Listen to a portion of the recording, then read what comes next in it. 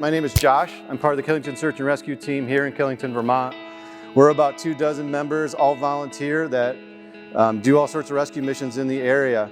We assist Killington with after-hour support and stuff around there outside their boundaries, as well as all the trail networks in the area not related to the resort. I'm here today to talk to you guys about uphill travel. We're going to talk about being prepared, making sure you're right on the right routes, and then what to do in an emergency situation. We're very fortunate in Killington and Pico to have some great uphill travel routes.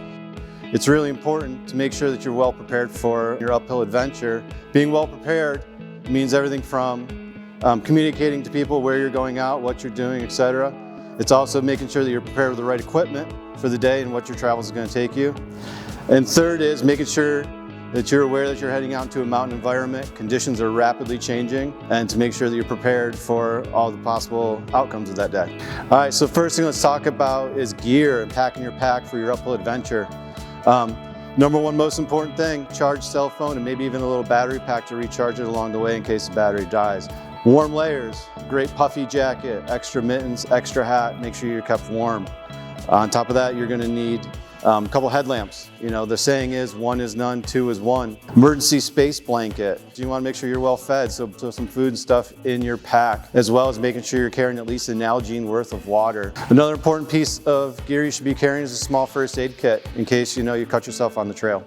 So as far as communication goes, and communicating to somebody ahead of time what your plan is, what you should do is basically your spouse, your partner, your best friend, your parents, whoever the case may be, you should let them know when you're heading out, where you're heading out, what's the route, and what's your expected time to be back.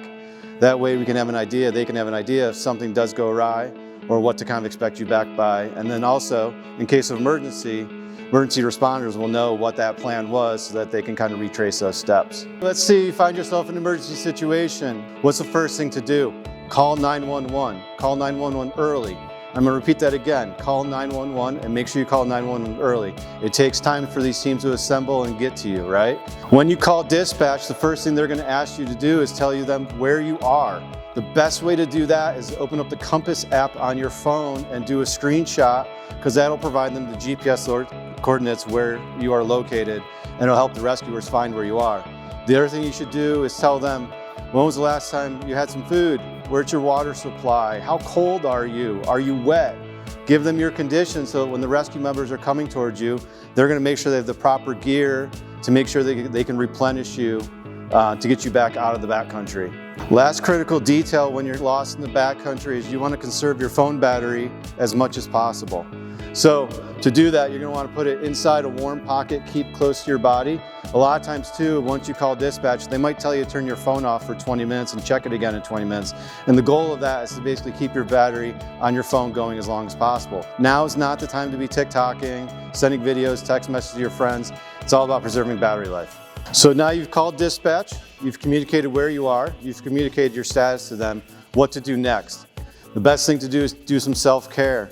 If you have food and you haven't eaten in a while, go ahead and eat that granola bar. If you haven't had any water in a while, go ahead and drink some water.